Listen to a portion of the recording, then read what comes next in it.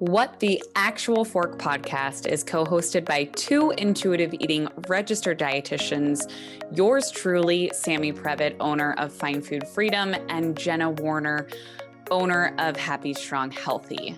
We can't stand diet culture bullshit and love keeping it real. Our mission is for all humans to believe that they are made for so much more than chasing a smaller body. We are also here to share with you that food can be fun and pleasurable again. Although we are medical professionals, we are human too. We are not afraid to share our deepest, darkest secrets and how years of our lives were taken by diet culture. We started this podcast so no human has to feel alone in their journey towards food freedom. So get comfy and join us for a casual convo where you can expect to laugh, cry, learn, and grow. Hello, What the Actual Fork fam. We are back for another repost. This is an episode that we recorded right before our rebrand when we knew we were doing the rebrand. So you'll hear Jenna talking about that a little bit today in the episode. But we are releasing our episode with Lauren Smith, the lead RD at Happy Strong Healthy. So this was a really interesting conversation, and I know when I heard it, it was a completely new idea for me that I had never considered. It's about the connection between eating disorders and addiction. And like I said, I'd never really heard of this idea that they were linked or could exist at the same time until this episode. And then it was reiterated to me when I worked in eating disorders for a short time. So it's a really important topic and it's really interesting. And I hope you all enjoy listening to this episode again. If you haven't already, please follow us on Instagram at What the Actual Fork Pod and rate, review the podcast on Apple Podcasts, subscribe on Spotify, Apple Podcasts, do all the things, please. And let's get into the episode. Welcome back to another episode of the podcast. I am beaming with joy and excitement and out of breath, as you'll hear in the beginning of this episode as well, because of excitement and also because we are recording this in November, and apparently that's the stage of pregnancy that I'm in. But anyways, I am solo today. This is Jenna of HappyStrongHealthy.rd, and I had the opportunity to interview someone super special to me today. I interviewed Lauren Smith, who is a registered dietitian and the lead RD at Happy Strong Healthy. I started my private practice a couple of years ago at this point, and about a year and a half ago, I started talking to my business coach at the time about expanding my practice, and he said, you should do it, and I pushed so hard against it because I really just wasn't sure how to do so and all the things without giving so many details away, and I was scared. And as I started interviewing people and putting the feelers out there, when Lauren and I found each other, I should say, and I interviewed her, she knocked it out of the park in a way that I can't even describe to you. And now when people ask me, like, how do you feel about expanding your team and what, any issues, blah, blah, blah. And I said, the only issue that I've had is that I didn't do this sooner, because Lauren has completely changed my life and our practice and has added so much to HSH that I'm just eternally grateful, and I'm so excited to share her with you guys today. When you do listen to this, I think I will be close to maternity leave when we do have this slated to air, if not already on maternity leave, whatever that means as an entrepreneur. We're going to figure out. Stay tuned. I'm going to do an episode on it. But that being said, Lauren will be still accepting new clients one-on-one in group, and there's a link in her bio to learn more information about her nutrition services. So I want to put that out there now, because I hope you fall in love with her the way that I have after listening to this episode. In this episode, we touch on Lauren's unique experience as a dietitian in the field for a couple of years now. Lauren's experience is very different than mine, and she's worked in some really incredible different areas of the field, including eating disorders, right out of college, outpatient eating disorder clinic. In addition to currently, she works part-time in the hospital covering an addiction recovery and eating disorder clinic. And in this episode, what I really wanted to bring her on here for was to talk about that connection. It's super appropriate for the rebranding that Sam and I are currently doing right now. Again, this is November. And the connection between these two things is enormous. And it is so fascinating to hear her experience. And one of the things that really she touches on a lot is the difference between eating disorders and disordered eating, and the connection between addiction and recovery.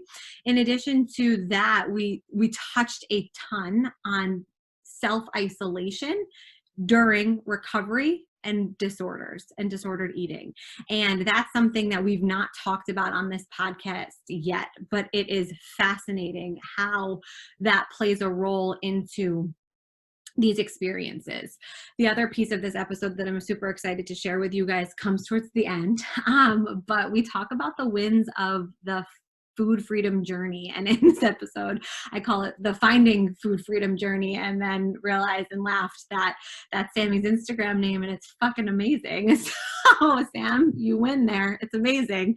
The greatest nutrition practice name, because on this journey to food freedom, you're continuously finding wins when you allow yourself to celebrate them. And Lauren celebrates a win at the end that is something that she could have never predicted being a win when she came out of her own disordered past and took on this future of recovery and food freedom and creating this journey for herself and continuing to be a student of herself while she guides other people as well through their own journeys. But being able to celebrate her win today was also really incredible. And it's something that we're dietitians, but we're humans as well. And what I always say is that the reason that I personally connect to so many people that I work with, and I know Lauren the same, and I know Sammy the same, is because we were our clients. And whatever you're feeling, you're not alone. Whatever you're feeling, we've felt. Whatever you're doing, we've probably done. I've never counted a macro, but that's pretty much it. I've done everything else. And that's something that is, I want to help you feel more confident in. But yeah, I don't want to keep blabbing about this episode. I want you to listen and enjoy it. And again, it was just super special for me to be able to share Lauren with you guys. She is amazing. Make sure you give her a follow at Lauren's Balanced Bites on Instagram. Again, this is Jenna. Please make sure you're following me at happystronghealthy.rd and find.food.freedom. The greatest Instagram name ever is Sammy and her team of dietitians as well. So without further ado, please enjoy this episode. If you are following us, please make sure to like, subscribe, share, comment, all the things. We appreciate you so freaking much, and enjoy. Welcome back, everybody. This is Jenna riding solo today without Sammy, who we miss very, very much. But I'm really excited. I'm like almost out of breath. At this point, we're recording. I'm almost 30 weeks pregnant. I've been told this is normal. So if you hear me gasping for air, it's because of that, but also from excitement, because I have a very special guest here today. I have Miss Lauren Smith, registered dietitian and lead dietitian at Happy Strong Healthy, who, this is your first podcast, right? Yes, this is my first ever podcast. I'm so excited. And so we get to have her for the inaugural podcast, and she is near and dear to my heart because we're about to be celebrating our 1 year together. And by the time this launches, it will be her 1 year of seeing clients. And I'm just going to brag for you for a second, because I said this out loud the other day to somebody, but you started seeing clients in January, and you still have about 5 clients from January that are still with you today in almost it's November, almost December, but it's almost been a year. When we sign people on, there is a 3 to 5 month minimum commitment, and these clients have been with you for 11 months. And that's a really big deal. And when I said to someone the other day when I was talking about this, I was like, it's not necessarily because of goals being unmet. It's because Lauren does such a great job of challenging them and helping them realize new goals within their goals. And the support that she provides is just second to none. And that speaks so much about the person that you are and what you do in nutrition. And we have so many fun things to to cover today. But before I blast, let me breathe and you introduce anything that I've missed. Tell everybody more about you. So like Jenna said, my name is Lauren, and I met Jenna like a year ago, not even in person. I followed her on Instagram. Okay, tell everybody why we didn't meet in person. Yeah. Oh, so I was going to meet Jenna. For all of you who are familiar with FNCE, it's the food and nutrition conference that like dietitians or nutrition professionals go to. So I was going to like introduce myself to her there, even though I like didn't know if I had the job yet. Like we hadn't had the interview.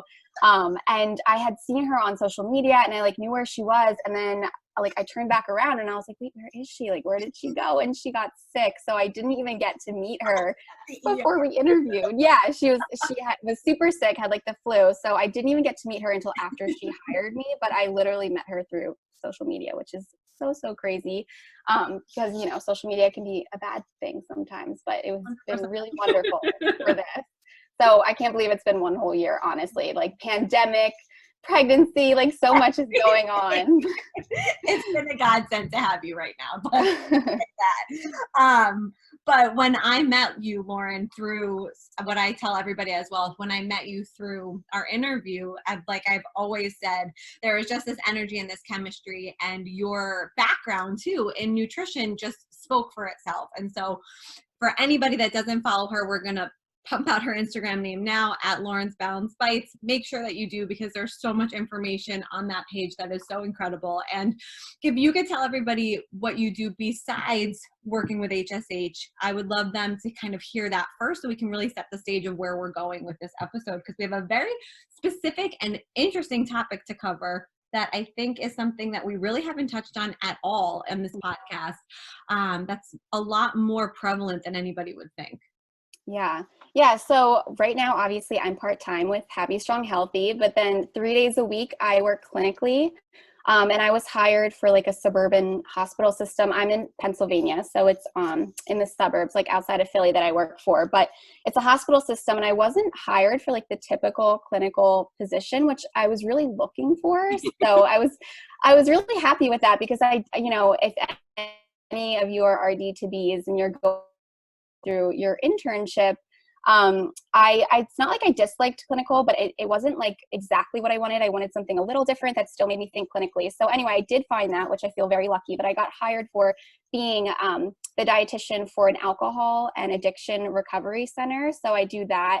And I also cover one floor that's a part of the hospital, but it's not like the same as a regular hospital floor. It's called the TCC. So it's the Transitional Care Center, but the majority of why I was hired was for the alcohol and the addiction center, because of my experience before. Like right when I came out as a dietitian, I worked with eating disorders, and they were looking for someone to hire who had eating disorder experience for this alcohol and addiction center, which I didn't even realize. But now being in this setting, like I feel so grateful that I had eating disorder experience going into it, because that's primarily what I do there, is work with people who have histories of eating disorders and are also struggling with substance abuse or alcohol abuse. So this is going to be our topic today, and we're going to dive into the connection between eating disorders and alcohol or addiction recovery. And so I think this is really appropriate timing. We are recording this in November, and at this point, it won't be shared until 2021, most likely. But at this point, we have discussed very vocally that we are rebranding, and Lauren was a really big help to me in like the understanding of this connection as well. And we had received a lot of feedback from a lot of people about the connection between people who suffer with disordered eating habits and pasts and alcohol. And again, it just really makes our rebranding so much more impactful. And again, I'm just going to apologize on behalf of Sam and I for, not looking at that angle before naming this podcast. But before we dive into the heavy stuff, because Lauren's a dietitian and a foodie, I have 4 really just important this or that questions that I need answered. New ones because of the food aspect. So I'm just going to get into it. Runny, yolk, or hard-boiled egg? Probably right now, hard-boiled egg, but I totally used to be a runny yolk person, but I go through phases. So right now, hard-boiled egg. I literally cannot stomach a hard-boiled egg yolk. I like the white one. But okay, so Excuse me, soft shell or hard shell taco? This is not a new one, but I need to know. Soft shell, 100%. I agree with that. Cake or frosting? So like if you had the cupcake, do you go for, obviously we eat the whole thing, but is your preference the cake or the frosting? It's funny that I literally just had a birthday party this weekend, and I always go for the piece that has less icing. Like I know some kids like want like the rose. I want the cake part. Like I like icing, but not like a whole like chunk of it in my mouth. Definitely more cake. So going to be a question that we ask from now on, because I couldn't be on the other side more. All frosting. Oh my gosh. No. Peppermint mocha or pumpkin spice? Pumpkin spice. I could do it all year round. And then crunchy or smooth peanut butter? Crunchy, 100%. Andy's not here. We can celebrate that one. I know. So, I think that every time I listen, I'm like, what are they going to say? Well, we had Brie on recently, and you guys will have heard that episode already by this point. And she told us that she switched sides. And oh my gosh. I'm so sorry that I ever hated on crunchy. She's like, this is to show you that preferences can change, which is true. But so I know that you just did a really awesome article and presentation for your medical staff at the hospital, which is also amazing. Dietitians speak and educate doctors on nutrition topics, which is important for everybody to know here. But what is some of the information that you can share with us about this topic, and something that we can really kind of help people see the connection on the extreme level, but also, you know, what I kind of think we can probably get into today is really, again, relationship with alcohol and food, and how it impacts our lives in so many different ways. So I don't want to take any time away from you, and I want to hear your experience and the topic and anything that you want to share. Yeah. So again, I feel really, really lucky because I did not know like a whole ton about this until I was hired, which was almost a year and a half ago now, like at this position. So now I feel really, really comfortable, you know, with what I'm doing, and I understand it even more. But what I feel like the medical staff didn't understand was that there is a difference between eating disorders and disordered eating, but they're both very, very important. So almost every single person who walks through my facility has had some struggle with disordered eating. They may not have been diagnosed with an eating disorder, but they absolutely have struggled with food in their own type of way. And what I think the psychiatrists and the doctors or the nurse practitioner in this scenario at this facility didn't really understand is like the fragility like of the situation, and how one word or one counselor saying some sort of word of like, oh, focus on your fitness or focus on your food. And, you know, if you're, you know, trying to get healthier, like, let's really like go gung ho kind of thing about your food and your fitness, and how that can trigger them into a downward spiral with eating. So what I did with the presentation was really just bring awareness to how prevalent it is. And I've shared this with you, Jenna, before, but like if you go onto NEDA's website, like nearly 50% of individuals with an eating disorder are also abusing drugs and or alcohol. So that means, you know, 50% of the people who come into my facility that I'm working at have had a struggle with eating. And more times than not, when I'm meeting with them one-on-one, it's really interesting, but they'll share with me if they're comfortable. Like a lot of times they'll say like, food is my main problem, you know, but I'm not ready to address it. So I'm here for my other problem. And obviously they're both problems that, you know, they want to work on, but it's almost like they're not ready yet. So I kind of help them figure out where to go next kind of thing. But the biggest thing that medical professionals need is awareness as to how prevalent it is in this population, and how, you know, your language is really, really important. So I took some notes while you were talking, because that to me is like the biggest thing. And I think that when we talk about addiction, right? Addiction can be food, it can be substances, it can be fitness. And in the world that we live in right now, it's very hard for people to see the difference between what we talk about a lot, movement versus fitness, right? And how to have a relationship with both of those things. Now, with that said, when we think about food and nutrition and healthcare and recovery too, what you said right there was words matter, right? And when somebody goes in to get help, it's very interesting. What I heard you said is that words that are said during those conversations can trigger somebody even more. So when you speak with somebody about this topic and you kind of uncover, you know, what they're here for, but what's underneath that, do they ever share with you, you know, that it's something a personal trainer or a nutrition coach or somebody that has said that has really like stuck with them and has kind of moved their addiction from one thing to the next? Yeah, that's a really good question. It's normally something in their childhood, to be honest, that they carry with them for a lot of their life. So it's not always something like a major event, whether it's their parents or their family members. It's something that someone has said to them about losing weight. So it's not even like a trainer. It's definitely just family and normal scenarios. And it runs in the family too a lot of times, because I see their intake forms and their family history, and a lot of eating disorder history, you know, maybe their parent had it or their uncle, and then seeing with substance abuse or alcohol abuse. So I would say it really stems from home. That's huge. And I always like to say when we speak with clients, like words have to be very intentional for a reason, because it's actually a great question, and something I think that we should do from now on with clients is maybe start talking to clients about what are their trigger words, right? Or what is a trigger scenario or something that has, you know, triggered a response in a client or in their life to kind of head into an unhealthy relationship with whatever the substance or thing is. In your experience, do you find that the eating disorder comes first or second? I definitely would say first. Wow. Okay. I really would, because like I said, a lot of them come in and they say like, this was my problem.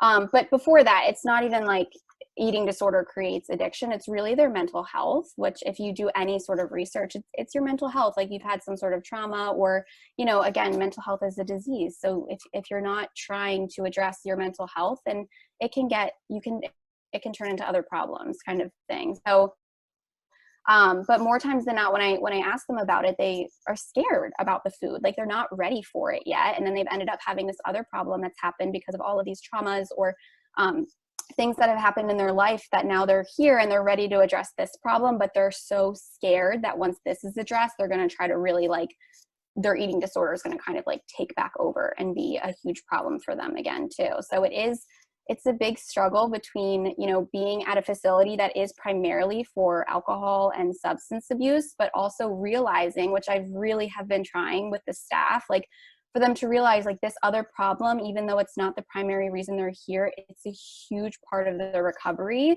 and taking care of themselves. So we have to make sure that we set them up with like services for when they leave, to do an IOP or work with like a therapist who has dual like addiction and eating disorder experience, so that they're getting exactly what they need, because you don't want to leave that one hanging, because it's not just going to go away.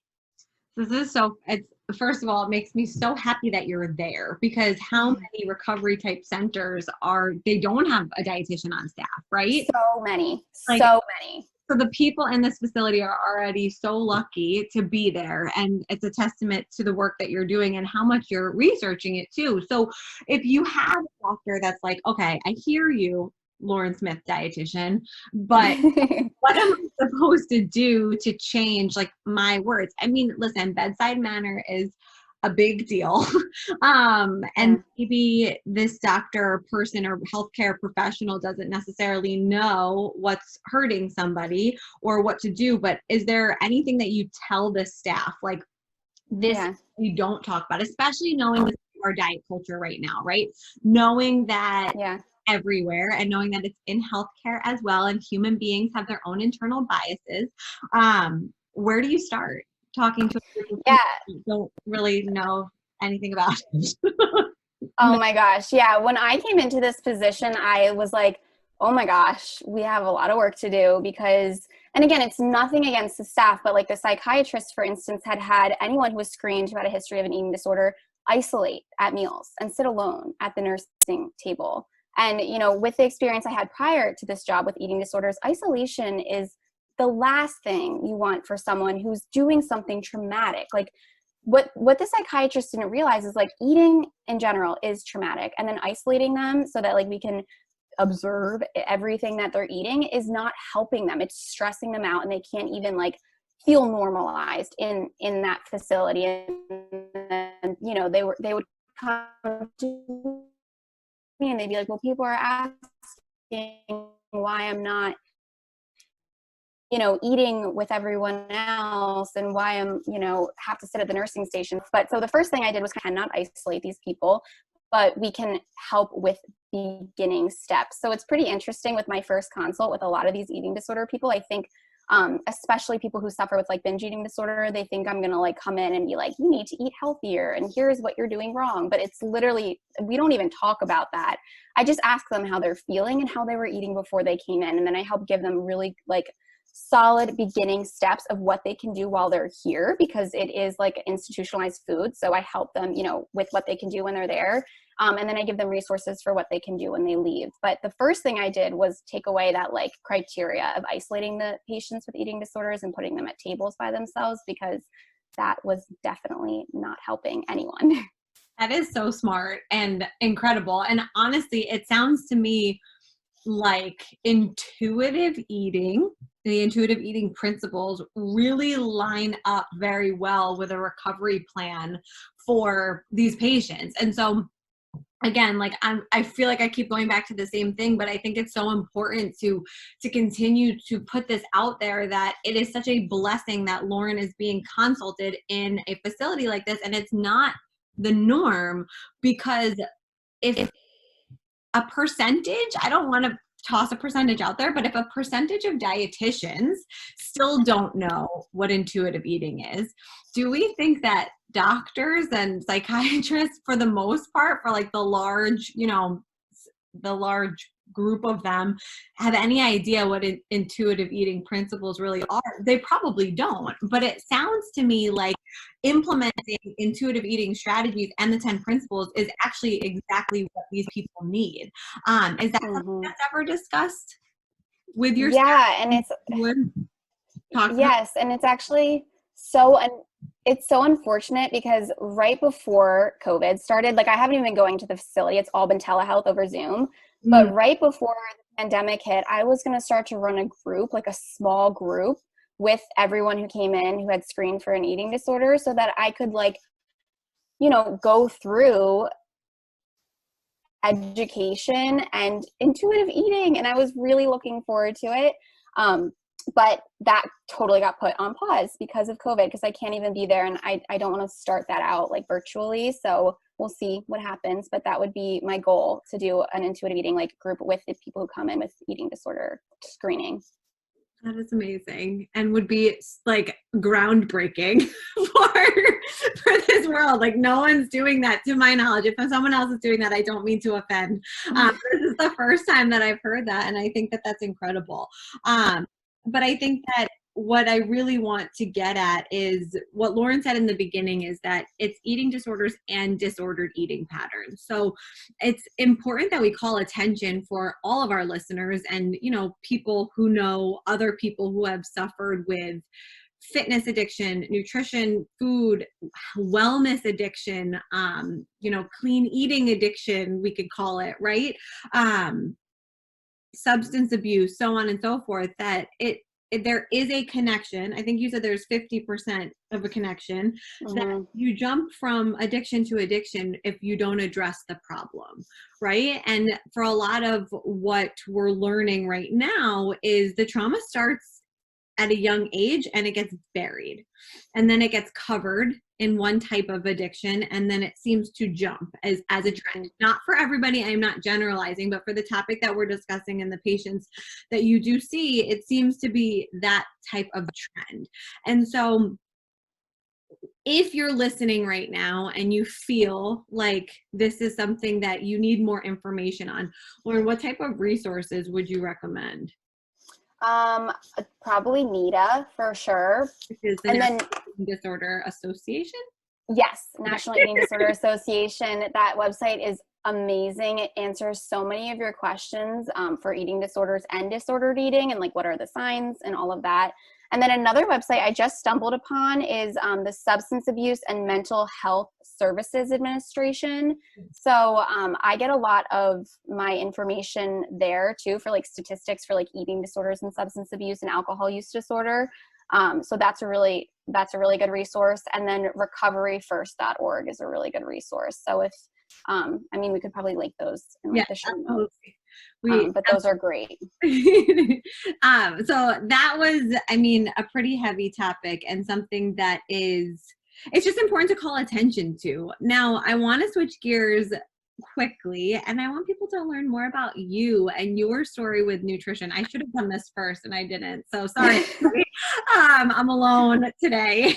And this is like one of my first solo interviews, but I want to learn more about you and why, maybe if there was a connection in your own personal experience that really made it so that eating disorders and this recovery type nutrition is something that you are so passionate about. Because anytime we have somebody that comes to HSH and I pre-screen them, even if, you know, I had spaces available, if they trigger me for any type of eating disorder recovery or addiction, I push only for Lauren, and it's because of your experience in this field. And I'm just curious if there is something in your past, in your history, that has really made a strong connection for you, something with a close friend or family member, anything that, you know, our listeners would really take away something from. Yeah. So I definitely did not think I would be in this space. I feel like, I don't know if you can remember, Jenna, like going through school and your internship, like all of my professors, almost all of them, I don't want to say all of them, but almost all of my professors and preceptors were like, eating disorders are so hard. Eating disorders are so hard. That's such a hard space to be in. So being me, like a little like dietetic student, I was like, oh my gosh, well, this sounds really hard. You know, like everyone's saying this is really, really hard. And, you know, no one was saying like, this is amazing. This is such a great field to be in. So we need you. yeah, exactly. So I did not think I would be here because, again, I was told it was really, really hard. And everyone who talked about it sounded like it was super, super stressful. But I couldn't say more of the opposite. Like, I'm so happy that my like path got me here. So I guess answering your question, like I wasn't even going to do nutrition. When I was in high school, I actually applied for athletic training. I was always an athlete, played soccer like my whole life growing up. I loved nutrition after an injury. I kind of got really into it to like recover faster. And it did take an extreme for sure in high school, but I still, you know, I liked nutrition, but I still was like athletics. I was going to do athletic training, did it for a full year. And then I transferred to University of Delaware because I was like, wait, I don't like athletic training. I don't want to do this. Like, I don't want to travel with the team. Like, this is not what I want to do. Like, what do I really love? So I went back to nutrition. And like I kind of just said, like I took it to an extreme in high school. So going into it, that sophomore year of college, I wanted to know how to be the healthiest person. You know, very similar to a lot of dietitians. I wanted to know how to be the healthiest person. And I definitely did not think at the time that I had any sort of like disordered eating. But I also didn't know what I know now, which is a lot of it, you know, can go with exercise, which I absolutely can say I struggled with like for a while. You know, being an athlete, I wanted to be the best athlete. And it's one of those like perfectionist things that I think a lot of us have that trait. So I got into it sophomore year, started to like open my eyes that what I thought was healthy for me with food and exercise was actually taken to the point of being unhealthy for me. And that was a really long transition. So like I could probably talk about that for a long time, but I won't. But for anyone who, you know, has maybe struggled with, yeah, like it takes a long time. So I would say for the bulk of my college career, like even freshman year before I transferred to Delaware for nutrition, like I didn't go to the dining hall.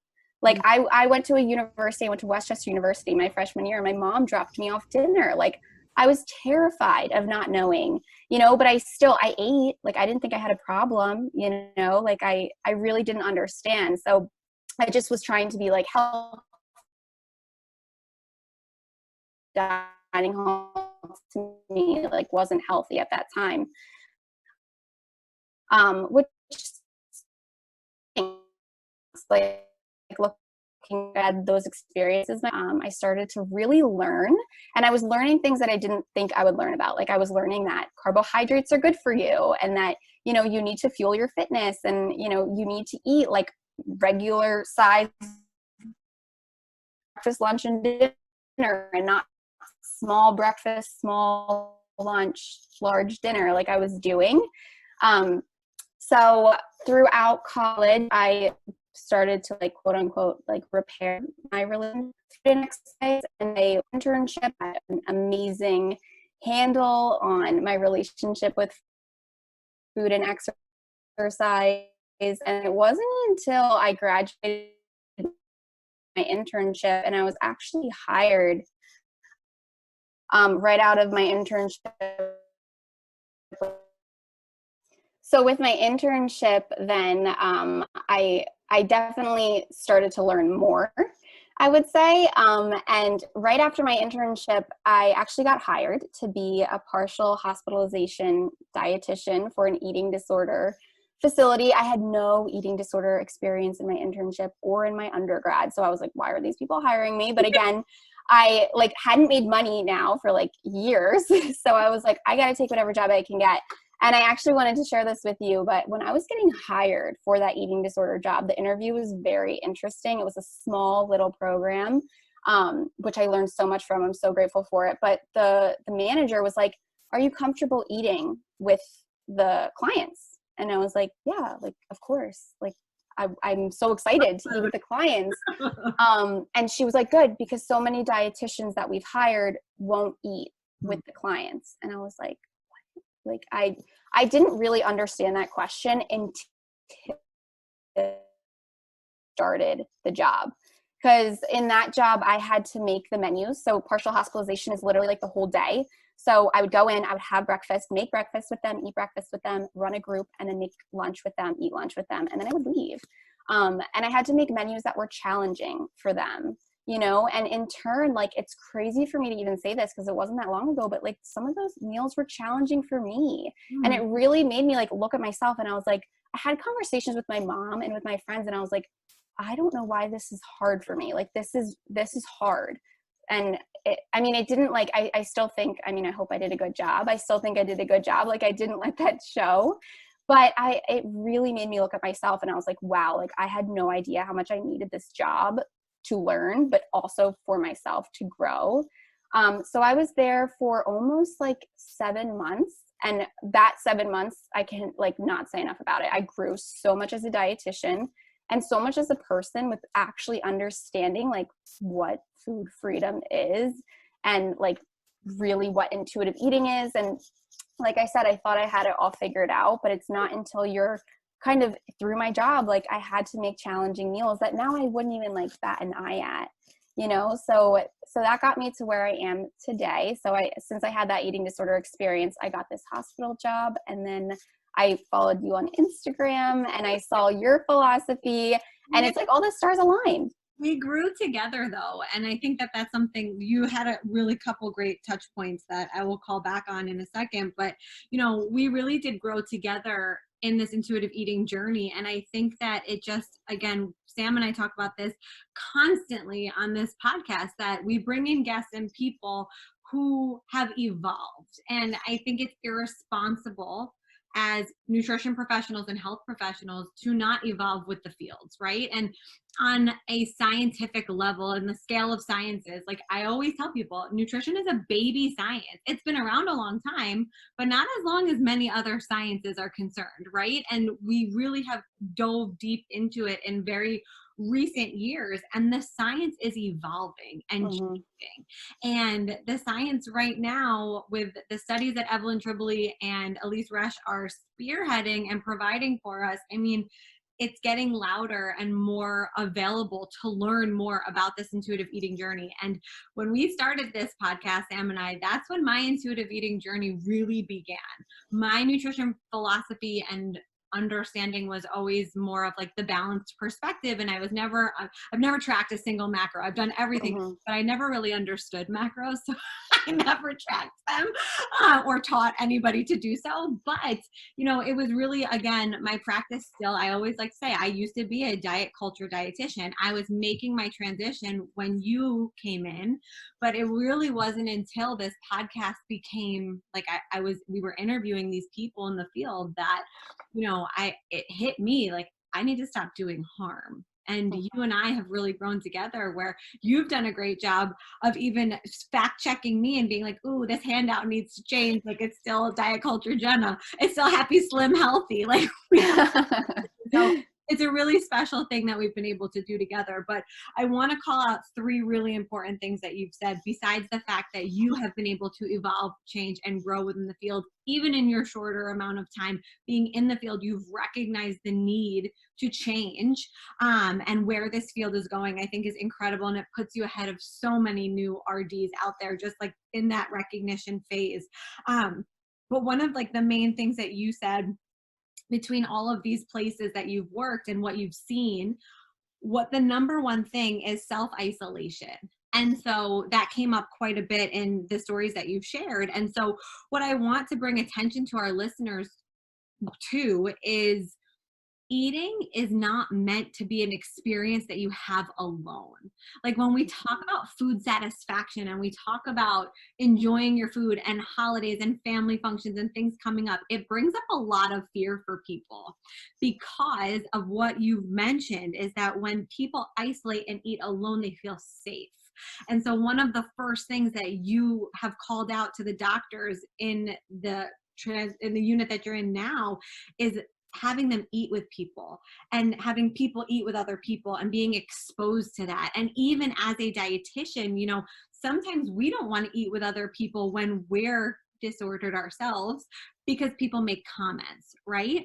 And so I remember, you know, the exact same when I worked for ShopRite, we catered lunches every Friday and I never touched it.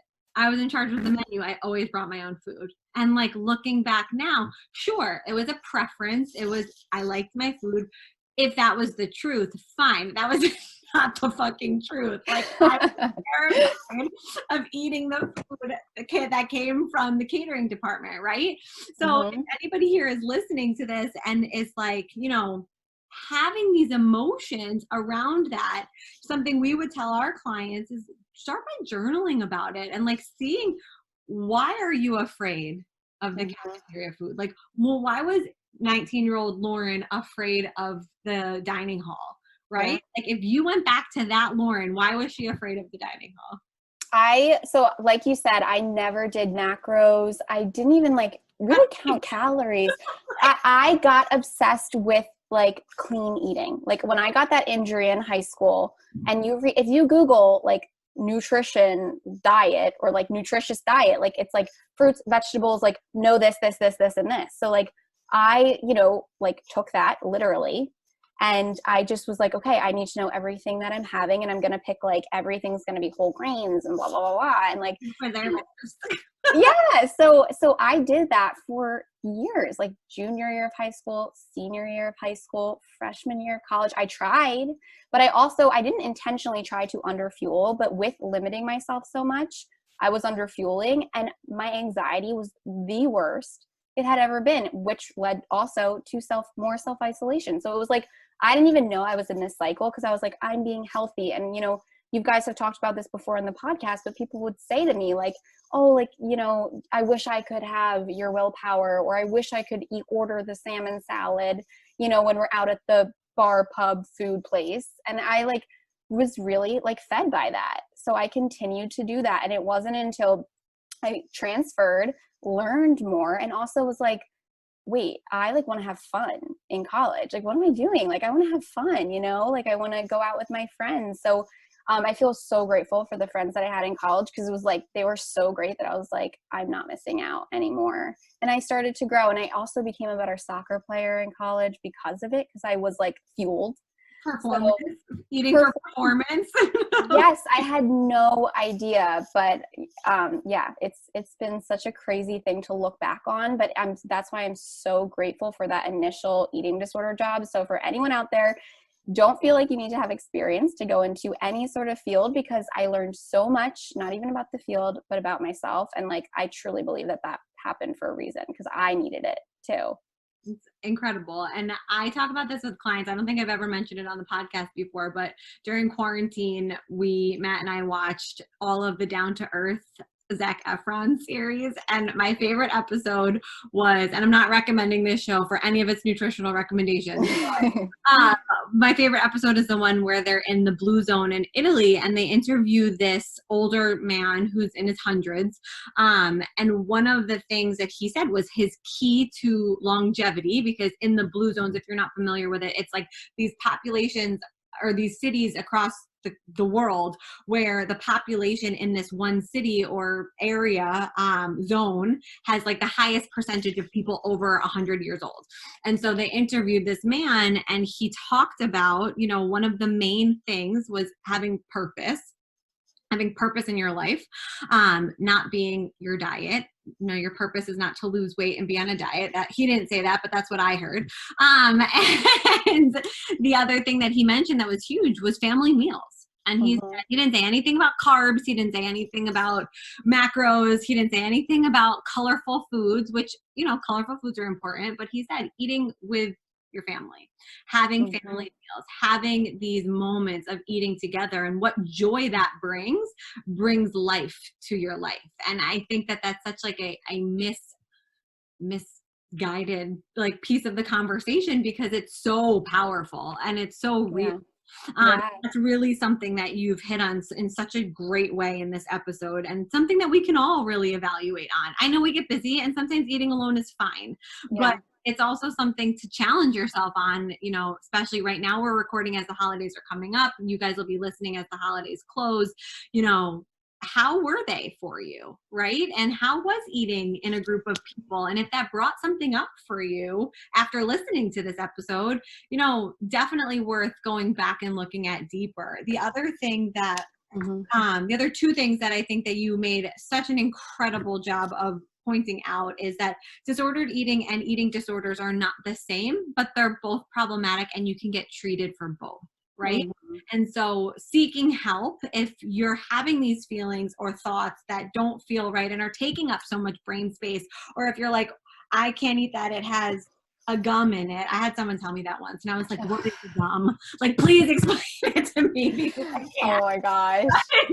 Anyways, if that's you, knowing that the stress that you're putting on yourself about the ingredients in your foods is actually harming your health. Potentially more. So that there is treatment and there are resources available for both. Dietitians, Find Food Freedom and their dietitians, and Happy Strong Healthy and us are here for you. In addition to, there's plenty of dietitians and through insurance and so on and so forth. But the last thing that you said that ties into this as well, that I just think is so important to continue to like hone in on, is if you are feeling uncomfortable, if you've taken a long time, if you recognize that you couldn't see the disorder when you were in it, but there's still like shreds of it, knowing that recovery takes time, but you don't have to do it alone because resources are available. Nobody is meant to get through this journey by themselves. I think you nailed that.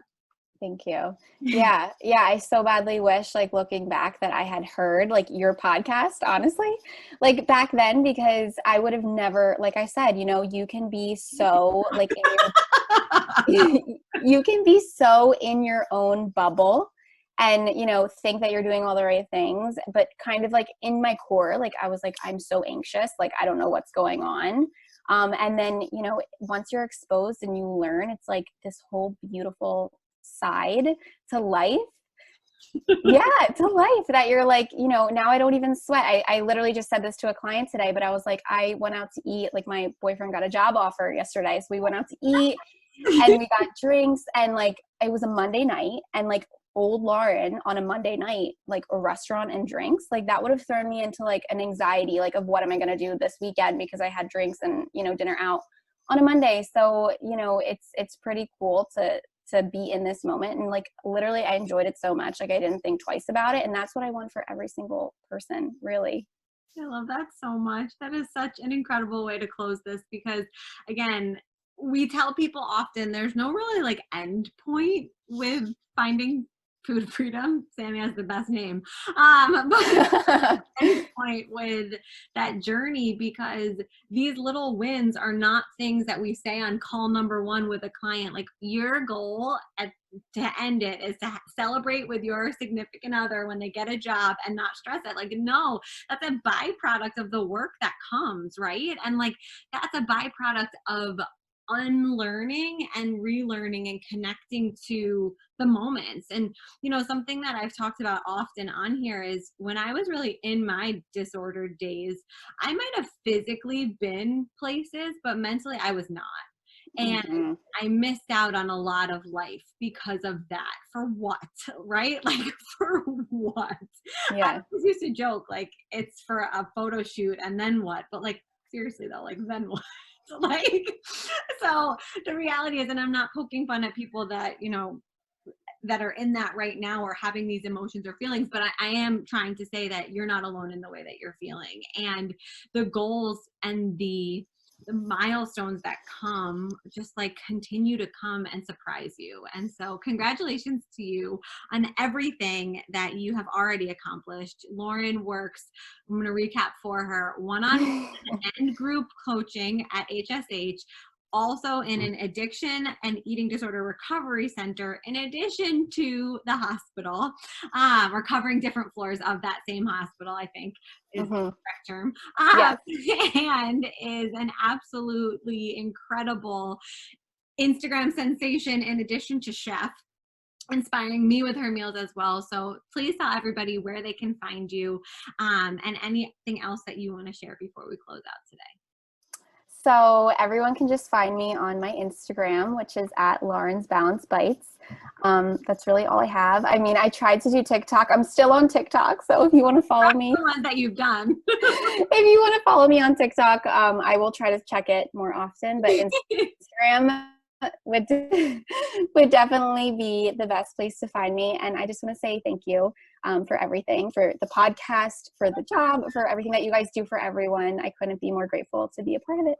We thank you. And everybody listening, click the link in her bio if you want to work with her, which you should after this episode, and apply and just join us. Join this beautiful, beautiful journey of food freedom. Lauren, thank you for being here. And I'm sure, talk to you soon. Yes.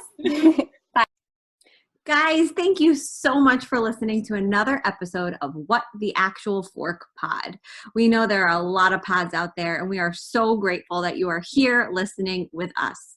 If you enjoyed this episode, please be sure to subscribe, like, share with all your friends and faves, and follow along with us on social at What the Actual Fork Pod.